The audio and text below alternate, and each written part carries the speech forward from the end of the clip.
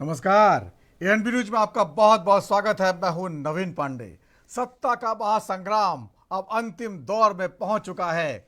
1 जून को 7वें चरण में 57 सीटों पर वोटिंग होनी है और उसके लिए जोरदार घमासान चल रहा है। इस दौर की 57 सीटों को लेकर 2019 के नतीजों की बात करें तो इसमें 30 सीटें एनडीए यानी बीजेपी के साथियों को मिली, 8 सीटें यूपीए यानी कांग्रेस के साथियों को मिली और 13 सीटें अन्य दलों को मिल चुकी हैं।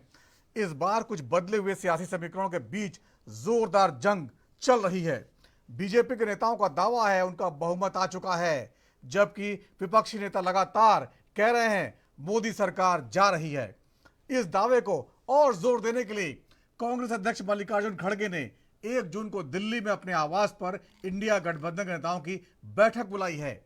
यानी नतीजे आने से पहले ही अगली सरकार की तैयारी ये क्या बताता है? इस आत्मविश्वास की वजह क्या है? यह अंतिम दौर में अपने वोटर को संदेश देने की रणनीति है। इससे भी बड़ी बात, ममता बनर्जी ने इस मीटिंग में आने से मना कर दिया है। और यहां भी एक सवाल, क्या वाकई राहुल गांधी चाहते ही नहीं थे कि ममता बनर्जी इस मीटिंग में आए ताकि उनका रास्ता पहले ही साफ हो जाए? तो बड़े सवाल हैं और राजनीतिक घटनाक्रम जिस तरह से चल रहा है बहुत कुछ कहता है। आखिर विपक्षी गठबंधन इतना आत्मविश्वास से भरा हुआ क्यों है? या केवल दिखाने के लिए है? या केवल ये मुंगेरी लाल के हसीन सपने दिखाई दे रहे हैं? या आखिरी दौर को जो 1 जून को मतदान होगा उसको प्रभावित करने के लिए भी कोई ये सियासी चाल है? बहुत सारे समीकरण छिपे हुए हैं और बीजेपी इस पर क्या सोचती है, इन सब पर चर्चा करेंगे। उससे पहले देख लेते हैं क्या कुछ कहा गया। साथियों, यहां जो फर्स्ट टाइम वोटर है उनको 2012 का, आज से 11 साल पहले सपा का जो घोषणा पत्र है वो शायद आपको याद नहीं होगा। 2012 में सपा ने अपने घोषणा पत्र में साफ साफ लिखा है कि जैसा आरक्षण बाबा साहब आंबेडकर ने दलितों को दिया वैसा ही आरक्षण मुसलमानों को दिया जाएगा। ये संविधान की भावना के खिलाफ है। ये बाबा साहब आंबेडकर की भावना के खिलाफ है। लेकिन इंडी वालों को इसकी कोई परवाह नहीं। साथियों, एक और तरीका कांग्रेस ने 2014 से पहले खोजा। ये तरीका स्कूल, कॉलेज, यूनिवर्सिटी को अल्पसंख्यक संस्थान घोषित करने का है। इसके लिए कांग्रेस ने रातों रात कानून बदल दिया। एक झटके में ही हजारों शैक्षणिक संस्थानों को अल्पसंख्यक संस्थान घोषित कर दिया और पहले इनमें एससी, एसटी, ओबीसी को आरक्षण मिलता था। दूसरी बार प्रधानमंत्री बनाया। 70 साल से एक कांग्रेस ने अटका हुआ राम मंदिर नरेंद्र मोदी जी ने बनाया। नरेंद्र मोदी जी ने बनाया। भाइयों बहनों, ये चुनाव किसके बीच में है? ये चुनाव राम भक्तों पर गोली चलाने वाले और राम मंदिर बनाने वालों के बीच का चुनाव। सलेमपुर वालों, मुझे बताओ, राम भक्तों पर गोली चलाने वाले समाजवादी पार्टी और कांग्रेस को वोट दे सकते हैं क्या? जोर से बोलो, दे सकते हैं? राम मंदिर बनाने वाले नरेंद्र मोदी जी को प्रधानमंत्री बनाना। ये उन्होंने पता है क्यों कहानी निकाली है? ये परमात्मा वाली। क्योंकि चुनाव के बाद जब वही ईडी के लोग नरेंद्र मोदी से अदानी जी के बारे में पूछेंगे तो नरेंद्र मोदी कहेंगे मैं नहीं जानता, परमात्मा ने कहा था। ये जो लोग हार रहे हैं, हारने के बाद उनका व्यवहार बदल रहा है, उनकी भाषा बदल रही है, उनका जो बोलने का तरीका है वो बदल रहा है, और यहाँ तक कि देश के प्रधानमंत्री, उनका जो आत्मविश्वास है वो भी उत्तर प्रदेश आते आते लड़खड़ा गया है। और उसका परिणाम यह है कि उनके बातें भी लड़खड़ाने वाली आ गई हैं। तो लगातार हमले और पलटवार देखा आपने किस तरह से पिछले 50 दिन में चुनाव पूरी तरह से बदल चुका है, और कई दौर में तो लगता है कि चुनाव पलट भी रहा है, अंडर करंट चल रहा है। क्या है पूरी कहानी, पकड़ में क्यों नहीं आ रहा चुनाव, इन सब मुद्दों पर चर्चा करेंगे।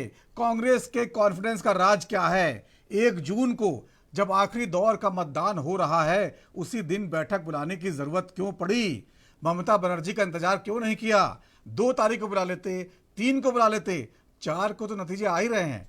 उससे पहले बैठक की रणनीति क्या है, क्या दांव चला जा रहा है, क्या कुछ होने वाला है, और सबसे बड़ी बात क्या वाकई को अंडर करंट चल रहा है, इन सब मुद्दों पर चर्चा करेंगे। हमारे साथ खास मेहमान जुड़े हुए हैं, हमारे साथ जुड़े हैं अमित तिवारी, नेता बीजेपी का, आपका बहुत बहुत स्वागत है। स्वामीनाथ जायसवाल जी, प्रवक्ता कांग्रेस के, आपका बहुत बहुत स्वागत है। आनंद त्रिपाठी, राजनीतिक विश्लेषक के तौर पर जुड़े, आपका बहुत बहुत स्वागत है। स्वामीनाथ जायसवाल जी, बहुत ही आज का शो जो है कांग्रेस पर केंद्रित है, सवाल बहुत सोच समझ के जवाब दीजिएगा। आरोप प्रत्यारोपों से अब हम लोग बहुत आगे बढ़ चुके हैं, बहुत बार आप वो सब बातें कर चुके हैं रिपीट, और लगातार जनता सुन चुकी। कुछ नया बताइए। 1 जून को खड़गे जी ने बैठक बुला ली है, आपको जानकारी जरूर होगी। ममता बनर्जी ने इनकार कर दिया है, मैं बैठक में नहीं आऊंगी। पहला सवाल, 1 जून को ही बैठक क्यों बुलाई जब आखिरी दौर का मतदान चल रहा होगा? 2 को बुला लेते, अगर बहुत एकता की बात करनी थी, रणनीति बनानी थी, तो क्या राज है, क्या बताना चाहते हैं आप लोग? देखिए, जिस तरह से समीकरण आज जनता का विश्वास इंडिया गठबंधन को मिल रहा है, तो हमारे जो समीकरण है उसको बैठाने के लिए जरूरी है कि हम लोग का जो जनता का विश्वास मिला है उस मैंडेट को कैसे समेटा जाए, भ्रष्टाचार और लूट ना हो, जिस तरह से सुनने को कई जगह आ रहा है। कई जगह कई लोग कैसे मत डाल रहे हैं, कहीं दरवाजा बंद कर दिया जा रहा है, कहीं क्या हो रहा है, छुटपुट घटनाएं बहुत सारे देखने को मिला है। एक समीकरण अपना जो माइंडेड है जनता का, आप देखे होंगे नवीन जी, जिस तरह से माननीय प्रधानमंत्री जी का भाषा का प्रयोग जो किए, एक उस पद पर बैठकर ऐसा कोई प्रधानमंत्री नहीं बोला थोड़ी होगा आप कि चर्चा मुजरा करिएगा, करेंगे। भाषा में थोड़ी चर्चा करेगा, उसमें तो रणनीति बनाएंगे ना, किसको साथ लेना है, तो किसको छोड़ना है, प्रधानमंत्री कौन बनेगा, ये सब तय होगा ना। वही रणनीति के लिए बैठक हो रहा है, उस बैठक का रणनीति का मापदंड तय किया जाएगा, और हम 4 तारीख को पूरा जनता के विश्वास के साथ, वो जिस तरह से माननीय प्रधानमंत्री जी कह रहे थे कि मुजरा करने, इंडिया गठबंधन के लोग मुजरा करेंगे, तो इस तरह का भाषा, वोट के लिए मुजरा करेंगे, तो शायद प्रधानमंत्री जी को इसका अनुभव होगा कि मुजरा करते होंगे, तो इस तरह का भाषा का प्रयोग करते हैं प्रधानमंत्री। देश के लोकतंत्र के सबसे बड़े उच्च पद पर बैठा हुआ इंसान जब मुजरों की बात करता है, किसी को डराता है कि हेलीकॉप्टर से उतरोगे तो अरेस्ट हो जाओगे 4 तारीख के बाद, तो इस तरह का डरा धमका कर आप वोट लेना चाहते हैं। फिर वही मुद्दा, इन लोग के पास कोई एजेंडा, कोई अमित शाह जी देखे सलेमपुर में क्या बोल रहे थे, राम मंदिर, राम को तोड़ा, ये बहुत लोग थक चुके। राम प्रभु का मंदिर बन गया, सुप्रीम कोर्ट बनवा दिया, उसका जो जय जयकार होना था हो चुका। अब नए ढंग से आप जो एजेंडा लेके 2014 से पहले आए थे, नौकरी 2 करोड़ देंगे, 15 लाख खाते में, न महंगाई की बात न कोई, इसी एजेंडे पर सरकार बदल रही है। लोग जिस तरह से अग्निवीर योजना से परेशान हमारे युवा, आप देखे होंगे। देखिए स्वामीनाथ जी, जयराम रमेश जी कह रहे हैं कि हमारे 272 आ चुके हैं, हम तो सरकार बनाने जा रहे हैं। पवन खेड़ा जी कह रहे हैं कि बीजेपी तो बुरी तरह हार रही है। शशि थरूर कह रहे हैं दक्षिण में पूरा साफ है। जब इतना भरोसा आप लोगों को है, कह रहा हूं, और 4 तारीख को भी मैं बताऊंगा कि हम उत्तर प्रदेश, देखिए उत्तर में हाफ और दक्षिण में बीजेपी साफ हो चुकी है। ये देखिए, आप उंगली पे आंकड़ा गिनिए। उत्तर प्रदेश में हम जहां माइनस चल रहे हैं तो वहां प्लस हो रहे हैं, हम वहां जीत रहे हैं, बिहार में जीत रहे हैं, राजस्थान में जीत रहे हैं जहां पूरा थे, हरियाणा पूरा जीत रहा है, दिल्ली में जीत रहे हैं, और जहां आपका गढ़ था गुजरात में कुछ जीत रहे हैं, मध्य प्रदेश छत्तीसगढ़ में 8-8 सीट जीत रहे हैं। तो ये इनका समीकरण यानी गड़बड़ हो गया, तब एक गारंटी दे रहे हैं, और इनका गारंटी इसलिए फेल हो गया। माननीय प्रधानमंत्री जी सुखदेव वंश से संकल्प पत्र पर कोई चर्चा नहीं किए।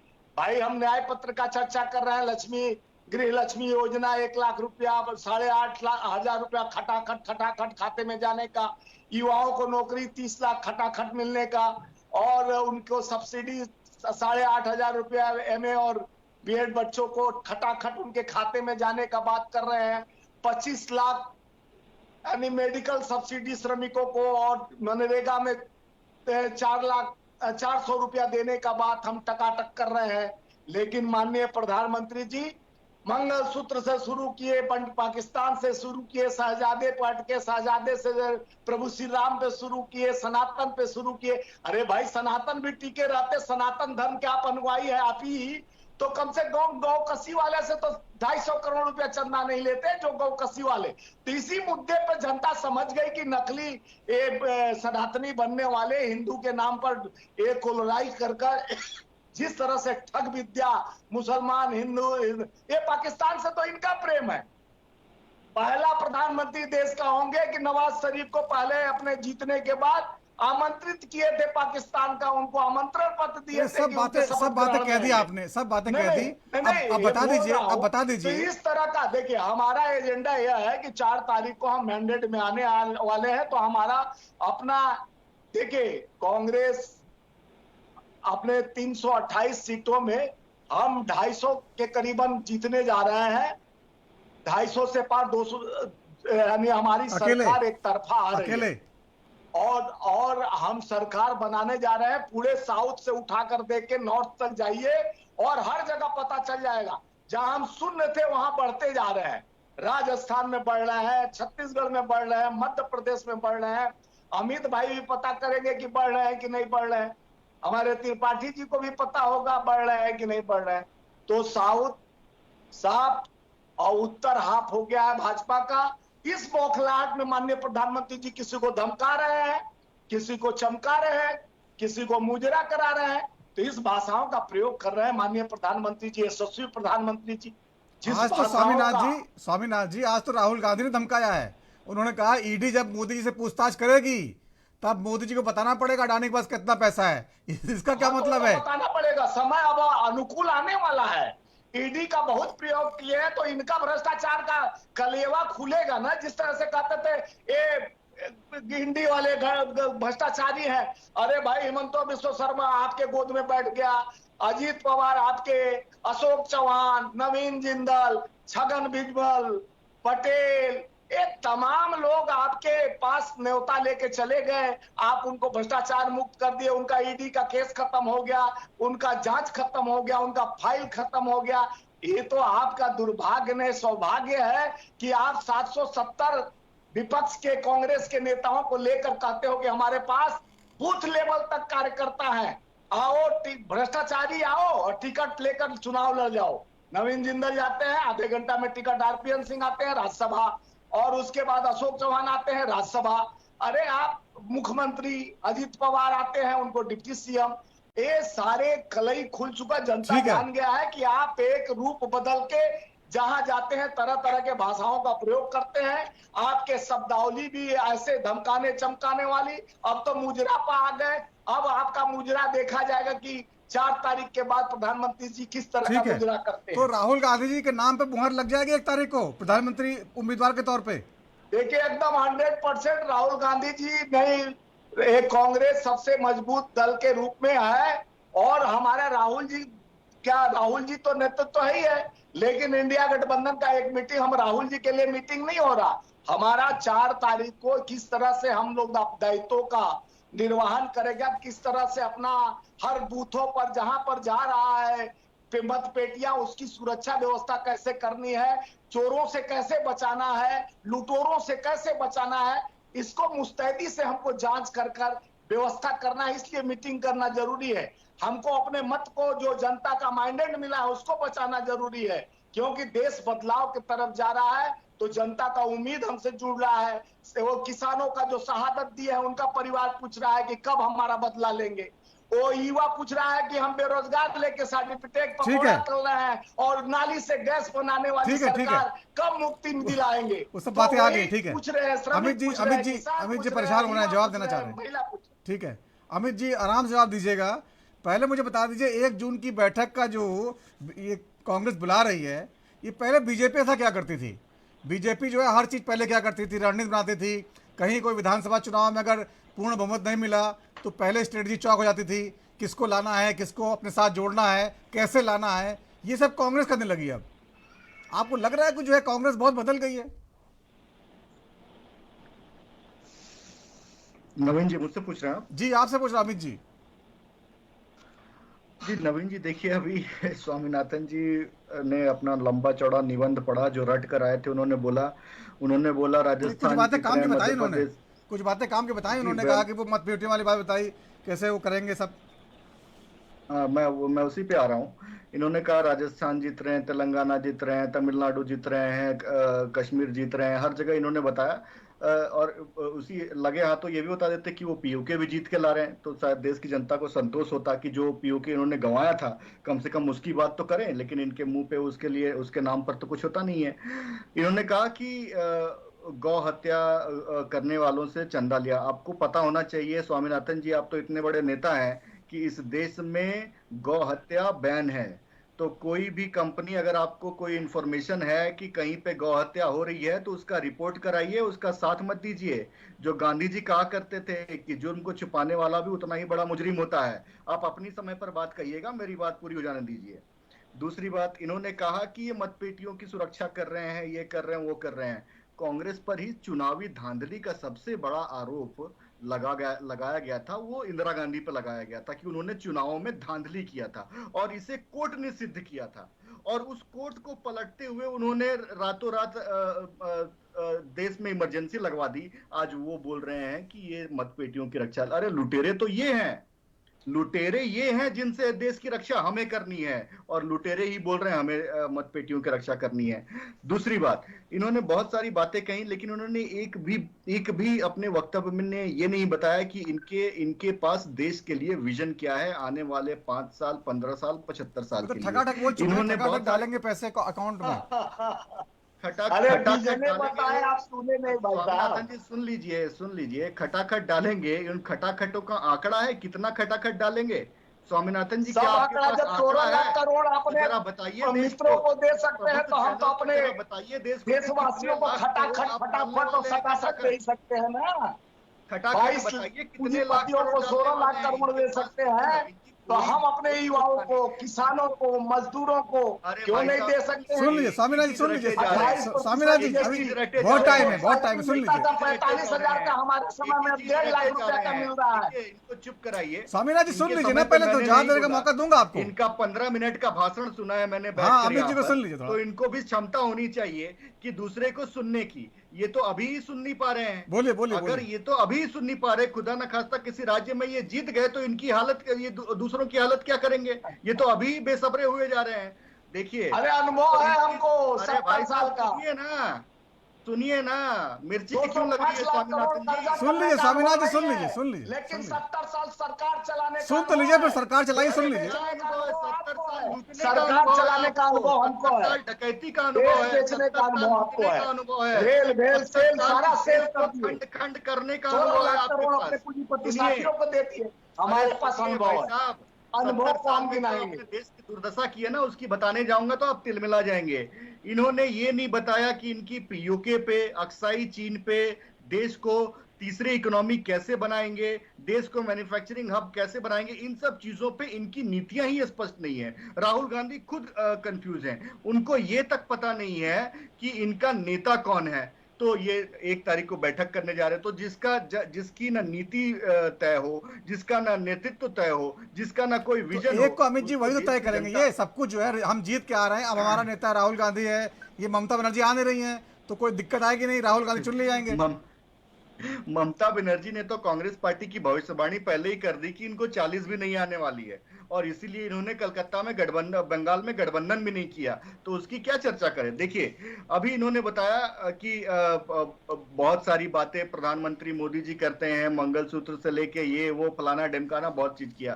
तो इन्होंने क्या किया, इन्होंने क्या बताया देश को कि इनकी जब सरकारें थी तब इन्होंने कितनी नौकरियां दी। इनके कार्यकाल में बेरोजगारी दर डबल डिजिट के ऊपर था। आज बेरोजगारी देखिए, PLFS का पीरियडिक लेबर फोर्स सर्वे का डेटा आ गया है, उसमें ये लिखा हुआ है कि 6.7% बेरोजगारी दर है। इनके समय में डबल थी, इनको पता भी नहीं होगा कि इनके समय में बेरोजगारी दर थी क्या। महंगाई की प्रतिशत 11 से 12% थी इनके समय में, आज महंगाई की दर 4.8% है। ये सब पढ़ के आया है कीजिए स्वामीनाथन जी, बचर बचर बोलने से कुछ नहीं होता ये है। सब चीज जाके बताना था प्रधानमंत्री जी को। जनता और समझती 38 है साल का रिकॉर्ड पर महंगाई है, 50 तो आप बोल रहे हो झूठ का भंडार भरे हो।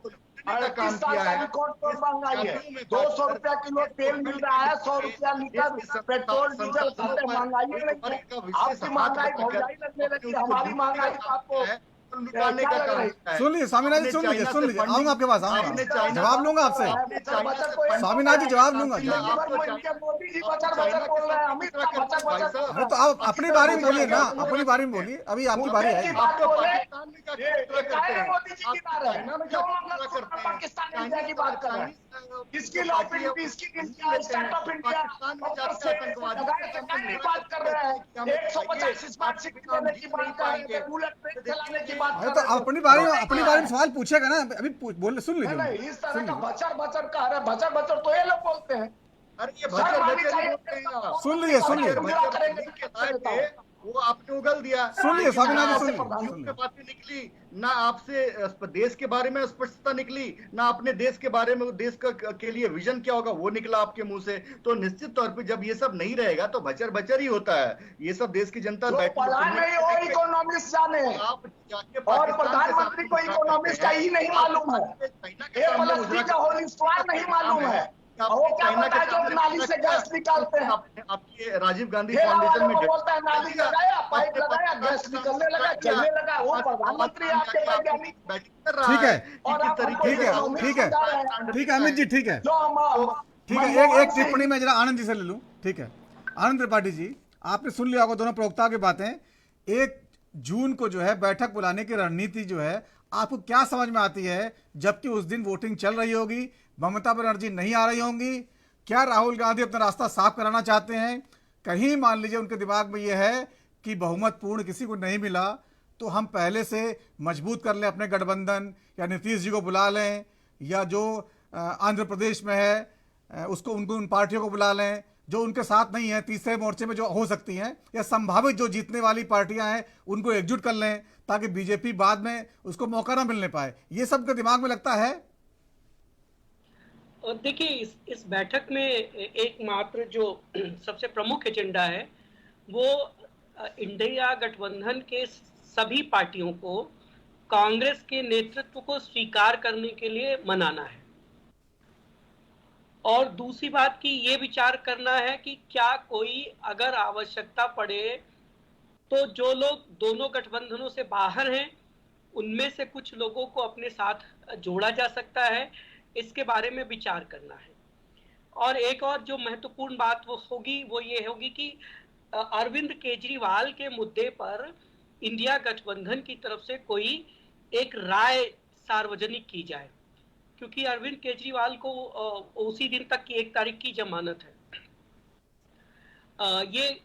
ये बैठक 2 तारीख को हो सकती थी, लेकिन चूंकि 2 तारीख को अरविंद केजरीवाल नहीं होंगे इसलिए 1 तारीख को की जा रही है। आपको लगता है अरविंद केजरीवाल जी 1 तारीख के बाद कांग्रेस के लिए इतने महत्वपूर्ण होंगे? नहीं, कांग्रेस के लिए तो अरविंद केजरीवाल चुनाव से पहले भी महत्वपूर्ण थे और कम से कम 4 जून तक तो महत्वपूर्ण बने रहेंगे अगर सरकार बन रही होगी तो। उसके बाद उसके बाद की अगर परिस्थिति भाजपा या एनडीए गठबंधन अगर संपूर्णता में बहुमत में आता है तो कांग्रेस के लिए अरविंद केजरीवाल का महत्व खत्म हो जाएगा, फिर तो उल्टा हो जाएगा। क्योंकि दिल्ली में विधानसभा के चुनाव में जब भी जाना होगा और यदि कोई ऐसी स्थिति आती है, परिस्थिति आती है कि जब अरविंद केजरीवाल के 5-4 सांसदों की आवश्यकता के बगैर काम ही नहीं चलेगा, तो अरविंद केजरीवाल का महत्व निश्चित तौर पर बना रहेगा, इसमें कोई संदेह नहीं है। आपको लग रहा है तो कहीं ना कहीं ये इतना कॉन्फिडेंस जो दिखा रहे हैं, ये लग रहा है कि कुछ है अंदर खाने चल रहा है जो बीजेपी नहीं पकड़ पा रही है? अब ये दूसरा सवाल है ना। देखिए, मैं इस बात पे अगर मेरी राय आप जानना चाहेंगे तो आप देखिए कि 2019 के चुनाव में भी जो विपक्ष के लोग थे, राहुल गांधी ने अपनी अध्यक्षता में ही यूपीए की बैठक बुलाई थी चुनाव परिणामों से पहले, और उसमें बाकायदे तय किया था कि कौन प्रधानमंत्री बनेगा, कौन गृह मंत्री बनेगा, वित्त मंत्री कौन बनेगा, इसकी सार्वजनिक तौर पर सूचनाएं मौजूद हैं। तो उसी तरह की बैठक है, लेकिन इस बार एजेंडा यह है कि राहुल के नेतृत्व को एक्सेप्टेबिलिटी दिलाना, क्योंकि अभी तक राहुल एक्सेप्ट नहीं कर रहे थे कि वो नेतृत्व कर रहे हैं इस गठबंधन का। तो अब चूंकि चुनाव समाप्त हो गया, कांग्रेस शुरू से कोशिश कर रही थी कि चुनाव राहुल वर्सेस मोदी ना हो, इसलिए राहुल एक्सेप्ट नहीं कर रहे थे कि वो नेतृत्व कर रहे हैं इंडिया गठबंधन का। लेकिन चूंकि 1 तारीख को चुनाव खत्म सही है, तो इसलिए वो तो हो गया, आनंद जी, वो तो हो गया। राहुल वर्सेस मोदी तो हो गया हर जगह। राहुल गांधी बोल रहे हैं मैं ईडी बुला दूंगा, ईडी पूछताछ करेगी मोदी जी का, इतना बड़ा स्टेटमेंट दे दिया। कांग्रेस ही चाह नहीं रही थी ना। आप ये देखिए कि जब भी राहुल से पूछा गया वो एकदम झटक किया करते थे इवन। लेकिन इसीलिए मल्लिकार्जुन खड़गे का प्रस्ताव ममता बनर्जी ने जो दिया था उसे भी नकार दिया कांग्रेस ने, क्योंकि राहुल के रास्ता तो बचा के रखना था। तो उसी को मूल रूप से एक्सेप्टेबिलिटी दिलानी है, ये सबसे बड़ा है। और दूसरा, अरविंद केजरीवाल को का भी इसकी सहमति है 1 जून में। इस कीमत पर अरविंद केजरीवाल को आगे बढ़ाया जा रहा है कि ममता बनर्जी अलग हट रही हैं। ममता बनर्जी को ये पता है कि ये बैठक क्यों बुलाई गई है, इसलिए वो यहाँ आने को तैयार नहीं है। जबकि 1 तारीख को ममता बनर्जी अगर 1 घंटे के लिए दिल्ली आ जाएंगी तो कोई बड़ी आफत नहीं आ जाएगी, लेकिन वो नहीं आ रही है क्योंकि उन्हें पता है कि इस मीटिंग का एजेंडा क्या होना है। ममता बनर्जी अपना ऑप्शन खुला रखना चाहती हैं, कल को मोदी के साथ जाने का मौका मिले जा सकती हैं वो। ये नहीं, वो धमका रही है इंडिया गठबंधन को सीधे सीधे कि अगर आप हमें महत्व तो नहीं देंगे जिसका मैं अधिकारी हूं, तो मैं कुछ भी कर सकती हूं, मैं स्वतंत्र हूं। ये उनकी अपनी पॉलिटिकल वो है, चालें हैं जिसको वो चल रही है। लेकिन इंडिया गठबंधन के बाकी लोग ममता बनर्जी के आगे झुक नहीं रहे हैं। इससे आप देखिए कि राहुल और कम्युनिस्ट का जो एक गठबंधन बना हुआ है वो ममता बनर्जी के शर्तों पर चलने को तैयार नहीं है। वो ये इस बात को तैयार है कि ममता बनर्जी अगर अलग जाना चाहे तो जा सकती है, अगर बहुत आवश्यकता पड़ेगी तभी वो ममता बनर्जी को मनाने जाएंगे। कुल मिला के बहुत समीकरण उलझ जाएंगे अगर किसी को बहुमत नहीं मिला। एक छोटा सा ब्रेक लेता हूं, ब्रेक के बाद लौटेंगे तो चर्चा को आगे बढ़ाएंगे।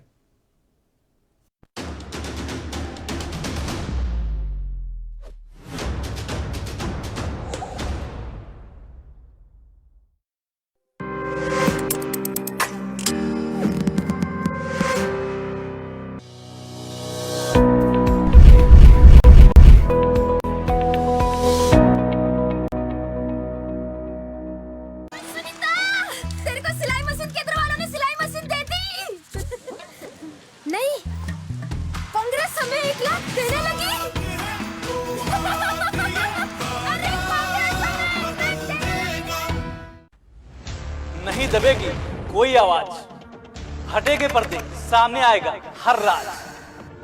वो छिपाते हैं हकीकत, उनकी सच्चाई सामने लाते हैं हम, इसीलिए एनबी न्यूज पर भारत को है नाज।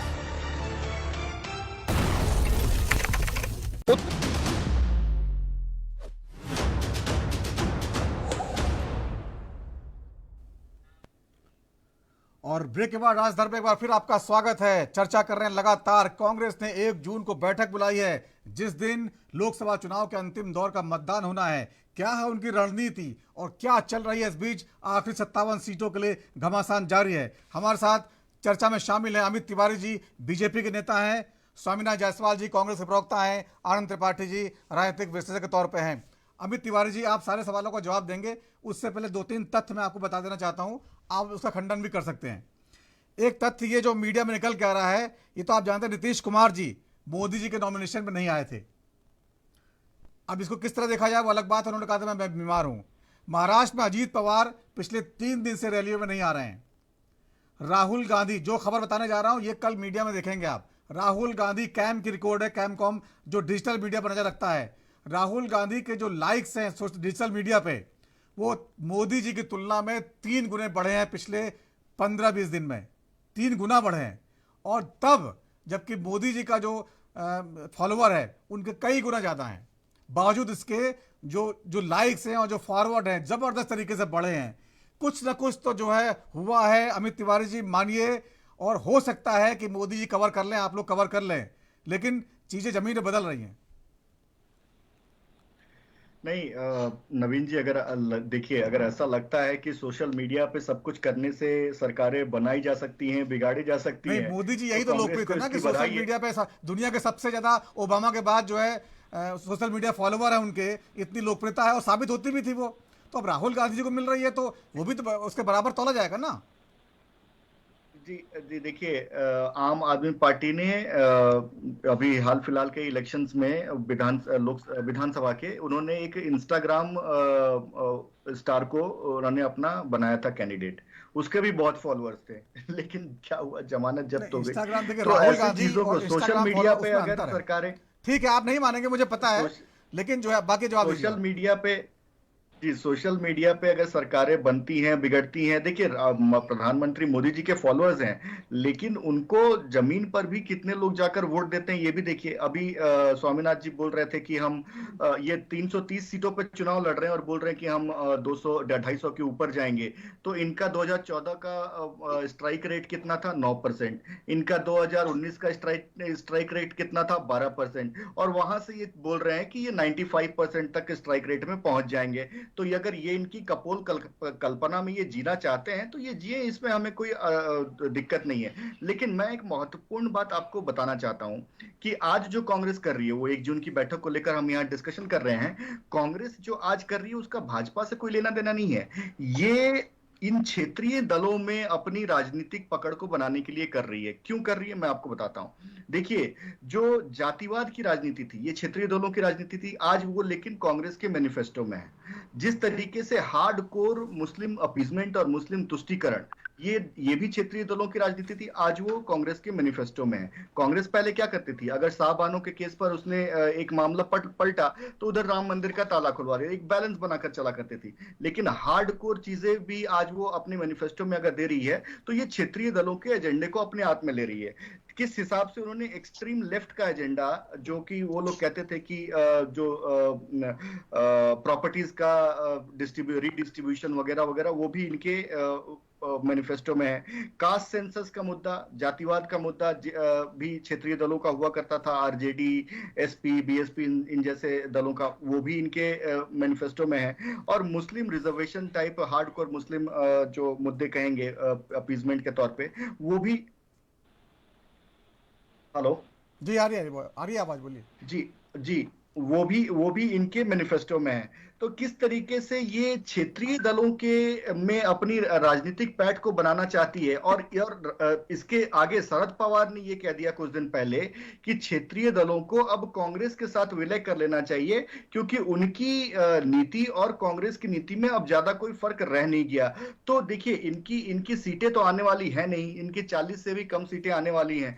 तो एक बहुमत की एक विपक्ष में आ जाए, ऐसा एक नंबर इकट्ठा करने के लिए 1 तारीख को मिल रहे हैं कि किसी तरीके से सबका समर्थन मिल जाए तो ये फिर से, जैसे 2014 में तो कांग्रेस के पास विपक्ष का नेता चुनने के लिए भी नहीं था, लेकिन सभी दलों ने उसको समर्थन दिया तो कांग्रेस का विपक्ष का नेता बना। वही हाल इनकी रही 2019 में। तो एक किस तरीके से विपक्ष का एक नेता इस बार भी कांग्रेस बनी रहे और उसकी एक इन क्षेत्रीय दलों पे पकड़ बनी रहे, उसके लिए ये सारी की सारी कवायद की जा रही है। इसका भाजपा से कोई लेना देना है, ना इनका ये सरकार बनाने से कोई लेना देना है। ये तो ना 3 में है ना 13 में है। तो ये 4 तारीख को सारी चीजें स्पष्ट हो जाएंगी कि कांग्रेस की स्थिति क्या है। अब उसके बाद राहुल गांधी को शायद तीसरी यात्रा निकालनी पड़े, कांग्रेस ढूंढो यात्रा। अमित शाह जी कह रहे हैं कि वो टिकट कटा लिया है। अमित शाह जी कह रहे हैं टिकट कटा लिया, एक बैंकॉक जा रहे हैं, एक इटली जा रहे हैं। हाँ, तो स्वामीनाथन जी को शायद उसका प्रभार भी मिल जाएगा कि उनका ट्रैवल पूरा मैनेज करें, तो शायद वो ये भी उनमें बिजी हो जाएंगे। तो कि थाईलैंड जाना है, कि बैंकॉक जाना है, कि इटली जाना है, कहाँ जाना है, अब तो स्वामीनाथन जी ही बता पाएंगे अगर उनको कोई प्रभार मिला होगा इसके बारे में। तो बताइए स्वामीनाथ जी क्या कहेंगे। देखिए, झोला तो जो झोल किए हैं, झोला भी तैयार कर लिए हैं। कहते थे कि हमको अरे 60 आप दिन कहाँ देखो लेके तो जा रहे चौराहे हैं, पर बुला तो के बता हमको दीजिए राहुल मारना। गांधी को। तो अब झोला भी तैयार है, पब्लिक भी तैयार है, इनका रोल वो हमारे नेता हम पे छोड़ दीजिए, सारा आप कहाँ तैयार देख है। रहे हैं राहुल गांधी को, ये अब बताइए जनता ना। समझ गई है कि भ्रष्टाचारियों का गैंग लीडर कौन है, भ्रष्टाचारियों का प्रबुद्ध नेता कौन है, इसके काल में लुटेरों का बादशाह कौन है। रुपए के मोदी जी घोटाले हुआ करते थे। जिस तरह से मोदी जी सारे भ्रष्टाचारियों को अपने बगल में बैठाकर 1,70,000 करोड़ का चुम्मा चुम्मा दे कर रहे हैं, इलू इलू कर रहे हैं। 2G आज घोटाला, प्रधानमंत्री जी का, अमित शाह जी का पोल खुल गया। 1,80,000 पहले भी इनके दिमाग में वही फितरत था, पहले भी अमित शाह जी हाँ। तड़ीपार थे, अब 400 पार पुनः तड़ीपार जरूर हो जाएंगे, क्योंकि देश के लोकतांत्रिक और संविधान को बदलने का जो कोशिश करने का इन्होंने बीड़ा उठाया। इनका सांसद हेंगड़े बोलता है 400 पार आएगा तो हम संविधान बदल देंगे। सबसे पहले इस तरह का संविधान के साथ छेड़छाड़ तो स्वामीनाथन जी आपकी पार्टी ने किया है, उसके बारे में आप सरकारें आई गई। स्वामीनाथन साल में तो सबसे पहले जो संविधान के साथ छेड़छाड़ किया वो तो आपकी पार्टी ने किया है। क्या आप उससे कुछ अभी भी कहना चाहेंगे? बात करते हैं 2014 के पहले का आंकड़ा देख ले, क्या 80 करोड़ लोग सुन लीजिए अमित जी, सुन लीजिए फ्री जवाब में दीजिए। दीमक का राशन देते हैं, और ये तो कहते हैं 80 करोड़ को फ्री में राशन देता हूं, अपने बाप घर से लाकर कोई राशन देता है। देश के कोई क्यों सुनेगा? संविधान पे बैठ के, देश की अगर ये लोकतांत्रिक व्यवस्था पे बैठ के झूठ बोलते हो। सुनने का धैर्य रखते हैं, पहले भी पोलियो नहीं हटाते हम लोग, तो पोलियोग्रस्त स्वामीनाथ जी, कई बार स्वामीनाथ जी वो कह रहे हैं कुछ नया बोलिए। रोज आप एक ही बात क्यों बोलते हैं, कुछ नया बताइए ना आज नहीं, के। हम नया बोल रहे हैं। जिस तरह से अमित शाह को टिकट का पता चल गया है कि कौन कहां जाना, तो ये मोदी जी का टिकट पता लगा है कि कहां लैंड करेंगे। आप ही के कार्यकर्ता बता के जाते हैं, जो लोग आपके दल में हैं वही लोग ये अफवाह उड़ा रहे 40 हैं। साल तक बन के खाया हूँ, एक जंगल में रहा हूँ मैं। पहले पठान का बेटा था, पहले उनका बेटा था, पहले मैं ये करना चाहता था। अब तो मोदी जी मुजरा करने के लिए तैयारी कर रहे हैं। अब अमित जी इस साल में मुजरा करेंगे, झुमका बजाएंगे। झुमका गिरा रे बरेली के बाजार में, क्योंकि इस भाषा चाइना के सामने मुजरा किया था तभी तो 1.5 करोड़ मिला ना आपको। प्रधानमंत्री बौखलाए हुए हैं।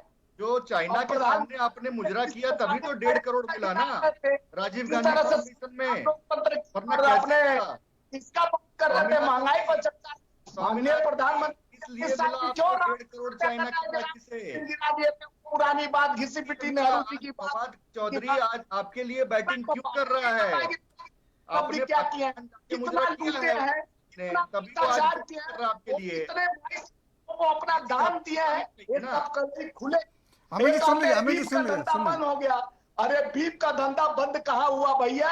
आपके नेता बोलते हैं गोवा में बिक रहा है, आपके किरण रिजिजू का खाते हैं, कहते हैं हम तो खाते हैं और सनातन का भजन गाते हैं और झूठ तो कम से कम मत बोलिए, झूठ तो कम मत डालिए, मत बोलिए। झूठ की राजनीति छोड़ दीजिए, जनता आपको सबक सिखा रही है। तीसरी बार झूठ की राजनीति अब तो छोड़ दीजिए। किससे लिया साथ उठते बैठते सोते उठते हर समय झूठ बोलते रहते हैं। 8.5 करोड़ लेकर राजनीति का बंद कर देना चाहिए स्वामीनाथन जी, थोड़ी सी शर्म कीजिए, थोड़ा सा किया शर्म कीजिए और झूठ बोलना बंद कीजिए। प्रधानमंत्री जी झूठ बोलना बंद कीजिए स्वामीनाथ जी। प्रधानमंत्री जी चलो ठीक है अमित जी, ठीक है साल में क्या किए, ठीक है साल में क्या किए? ठीक है स्वामीनाथ 10 जी। साल में कितने स्मार्ट सिटी बनाए? 10 साल में कितने में आप बुलेट ट्रेन चलाए? 10 साल में स्किल ऑफ इंडिया क्या यार, स्टार्टअप इंडिया क्या किया?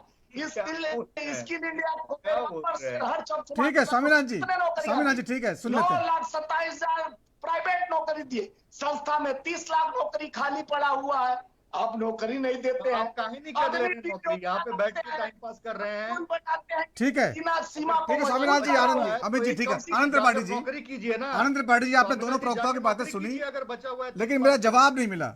आपने मैंने पूछा था नीतीश कुमार जी जो है मोदी जी के नॉमिनेशन में नहीं आए, बीमारी का बहाना बनाया। अजीत पवार जी जो है पिछले 3 दिन से रैलियों में नहीं पहुंच रहे हैं। राहुल गांधी जी की जो फैन फॉलोइंग है, कैम कौर की रिपोर्ट है, 3 गुनी बढ़ चुकी है। आपको लगता है जमीन पे कुछ है, या केवल हो सकता है उत्तर प्रदेश में आपको ना दिखाई देता हो, लेकिन बाहर जो है राहुल गांधी जी आ रहे हैं दावे के तौर पे? देखिए, कांग्रेस पार्टी को सपोर्ट बढ़ा है इस चुनाव में, इसमें इसको मान लेने में कोई बड़ी बात नहीं है ना। लेकिन क्या ये सपोर्ट इस लेवल पर बढ़ गया है कि कांग्रेस पार्टी की सीटों में इजाफा कर दे? इसके लिए कांग्रेस पार्टी के पास एक निर्धारित वोट होना चाहिए था उसके बैग में, जो वो खो चुकी थी। इससे जिन योजनाओं का ऐलान किया है, कांग्रेस का, जिन योजनाओं का ऐलान किया है, 8500 रुपए देंगे महिलाओं को, युवाओं को रोजगार गारंटी देंगे, ये सब तो ऐसे कदम है ना जो लोकप्रियता बढ़ाते हैं, तो इसको वोट में तब्दील नहीं होंगे आपको लगता है? मैं यही बात आपसे कह रहा हूं कि वोट में बढ़ोतरी जरूर होगी, लेकिन मेरी समझ जहां तक बनती है, वो हो सकता है आप सहमत हो ना हो और लोग सहमत हो ना हो, कांग्रेस को वो जीत तक नहीं लेकर के जा रहा है। वो बस देश एक बहुत बड़ा समुदाय है जिसके अंदर में ये भरोसा आया है कि अगर भाजपा से लड़ सकती है तो कांग्रेस लड़ सकती है।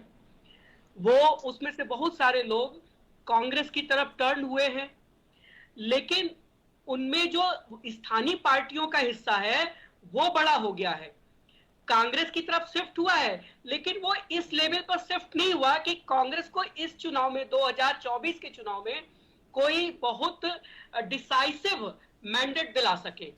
कांग्रेस की स्थितियों में कोई बड़ा अंतर आ जाए, इस तरह का मैंडेट, तो कांग्रेस का वोट बढ़ा है, इसको मानने में कोई समस्या नहीं है। लेकिन कांग्रेस डिसाइसिव जीत की तरफ उस बढ़े हुए वोट से नहीं पहुंच पा रही है। इतना नहीं बढ़ा है कि वो जीत के अंतर को कवर कर सके।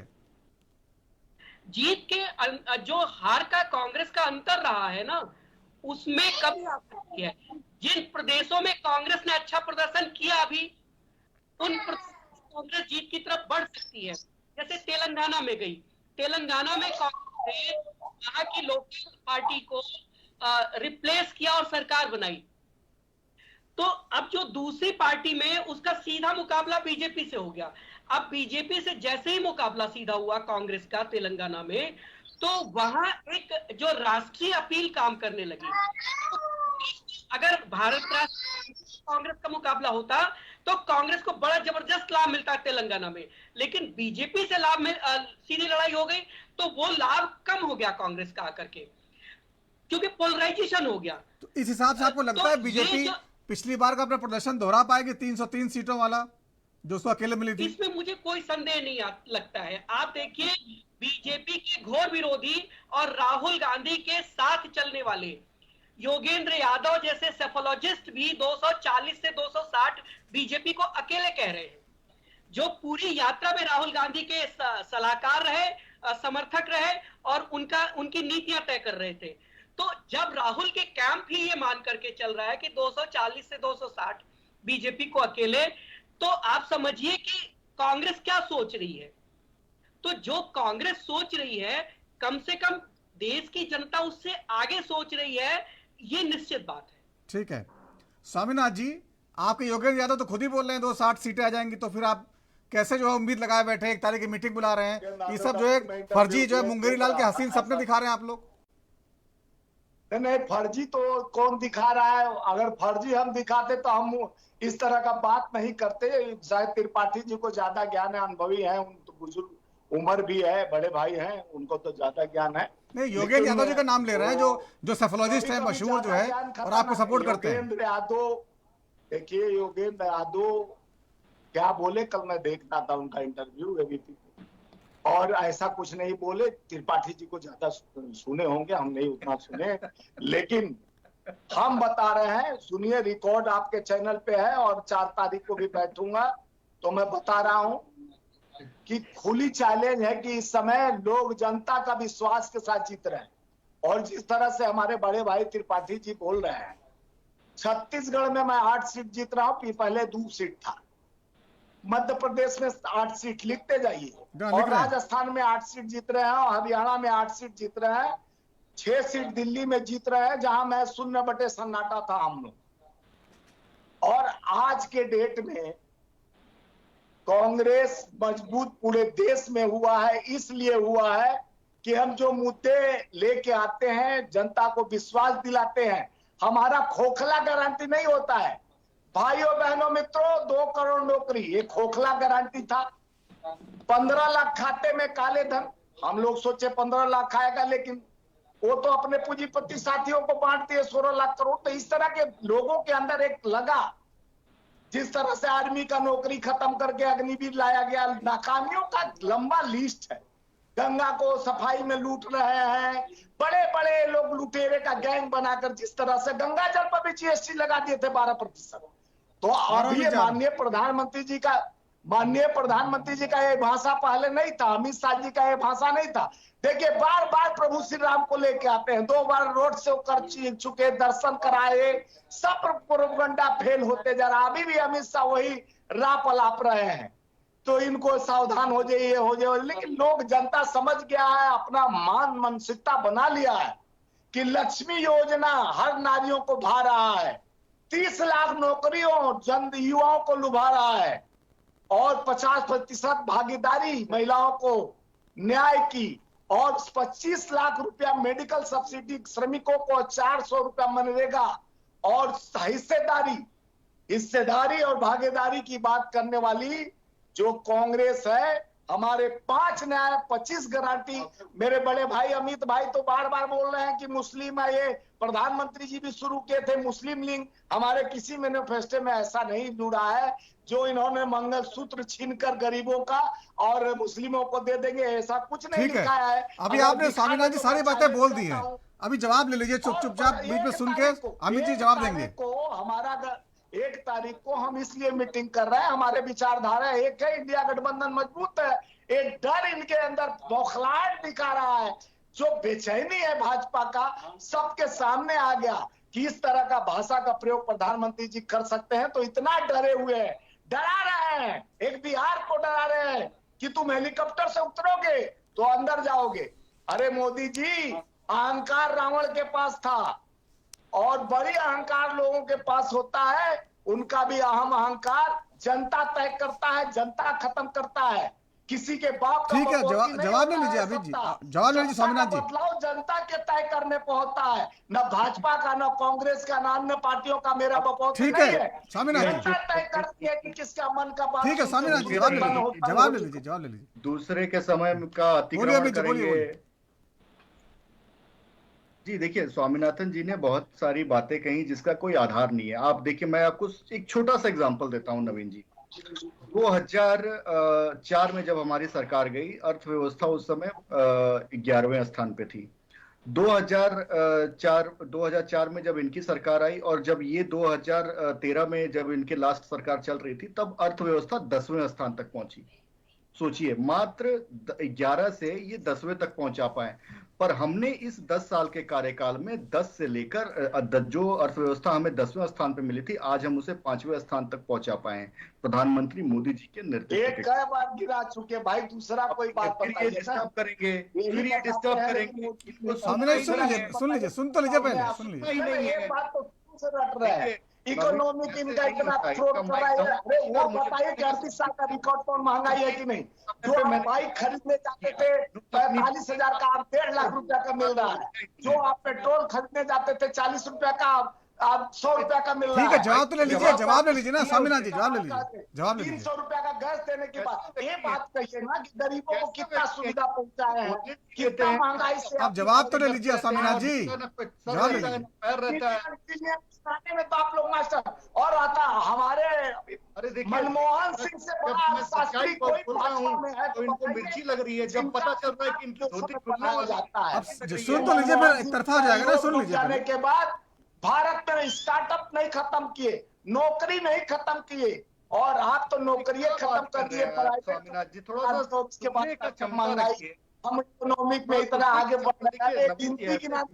अगर आप चाहते हैं, ठीक है, जवाब दे रहे हैं बात स्वामीनाथन जी, जवाब दे रहे हैं, जवाब दे, सुन लीजिए। आप इनसे चर्चा आप करती रहिए, इनसे चर्चा आप करते रहिए। मैं निकलता हूं। ऐसे भचर भचर बिना सर पैर की बात की जवाब मैं नहीं दे सकता। आपको नमस्कार। इनके साथ आप चर्चा करते रहिए। धन्यवाद। जवाब दीजिए अमित जी, बोलिए। नहीं, ये किसी को बोलने ही नहीं देते। हाँ स्वामीनाथन जी, सुन लीजिए, किसी को बोलने नहीं देते। जहां इनको लगता है कि इनकी धोती खुलने वाली है, ये बचर बचर करने लगते हैं। नहीं, आप सुनेंगे, इस तरीके की बातें करते हैं। बोलिए। ये भचर भचर वाला बात मत किया तो कीजिए, देखिए, थोड़ा इन्होंने- शब्द और संस्कार अब है मैं कि नहीं? आता हूं, देखिए फिर अच्छा, बोलने अच्छा, लग तो आप रहे हैं। गए, फिर बोलने लग गए। चलिए ठीक है, आप मतलब जवाब दीजिए, जवाब कोई दीजिए। नहीं इसमें, जो मुझे जो व्यक्तिगत अपने टिप्पणी नहीं, जवाब विरोधी को नहीं सुन सकता वो जनता की क्या सुनेगा, इसी से स्पष्ट होता है नवीन जी। देखिए, वही मैं बता रहा था कि जब इन्होंने अर्थव्यवस्था 2014 में हमें 10वें स्थान की दी, हमने उसे 5वें स्थान पे पहुंचाया प्रधानमंत्री मोदी जी के नेतृत्व में, और अगले 5 साल में हमारा यह लक्ष्य है कि उसे हम 3रे स्थान पे पहुंचाएं।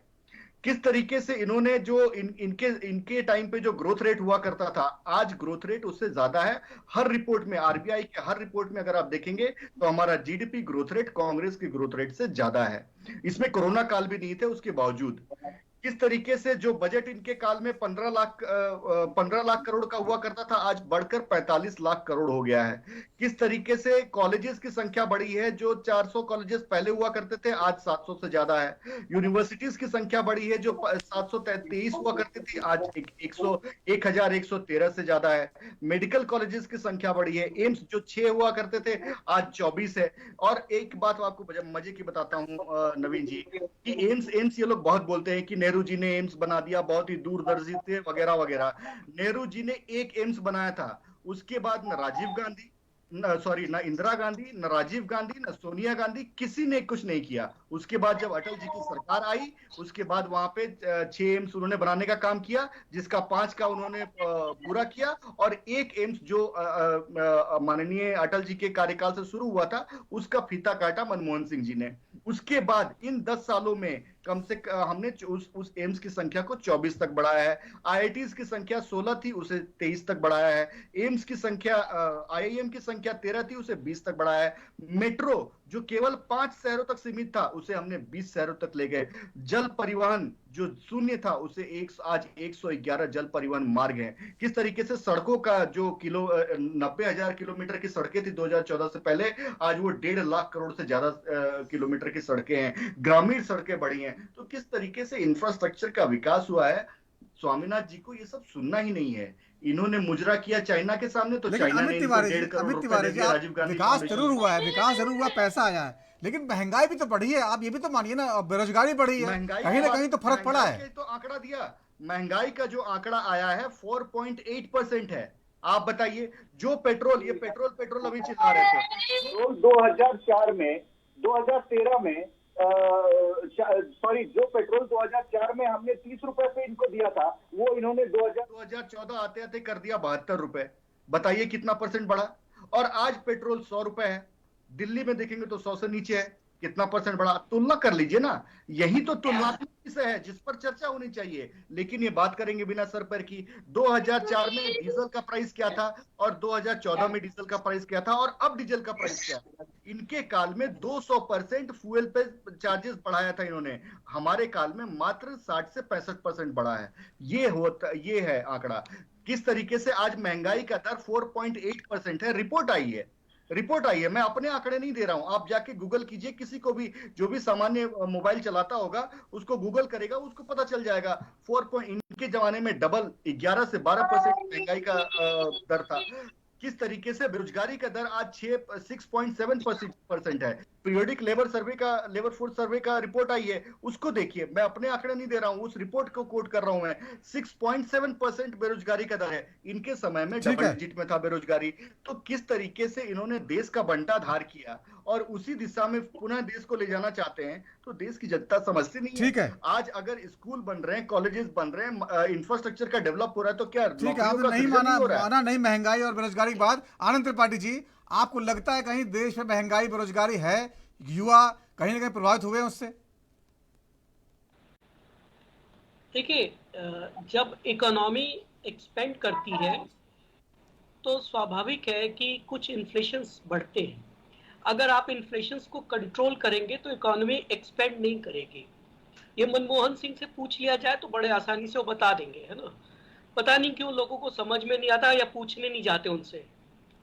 ये बड़ी सामान्य सी बात है कि जब लोगों की परचेजिंग पावर बढ़ेगी, इकोनॉमी एक्सपेंड करेगा, तो डेफिनेटली ग्रोथ होगा, और ग्रोथ के साथ कुछ हिस्सा इन्फ्लेशन का आएगा। आनंद जी, जिसे अगर आप अगर महंगाई परचेजिंग पावर बढ़ रही होती तो जो है जो इतने लोगों को फिर इतना खाने का राशन क्यों देना पड़ रहा होता, ये भी तो सवाल है। आप गलत सोच रहे हैं कि लोगों के पास कमी है इसलिए दिया जा रहा है। ये सोच गलत है, ये नैरेटिव गलत है। ये शुरुआत हुई थी कोविड में, जब लोगों के पास असंगठित क्षेत्रों में रोजगार बंद हो गए तो क्या करे सरकार, भूखों मरने देती उनको? पूरी दुनिया में इस तरह की योजना लाने की हिम्मत किस तरह? लोगों ने पैसे छाप छाप करके बांटे। अमेरिका जैसा बड़ा इकोनॉमी का देश लोगों को पैसे बांट रहा था, उसका परिणाम देखिए जाकर के क्या हुआ वहां पे। भारत की तुलना में पूरी दुनिया में जिन लोगों ने लोगों को पैसे बांटे, उन सारे देशों में इन्फ्लेशन भारत से दुगना है। ये बात कौन समझाए इस देश में?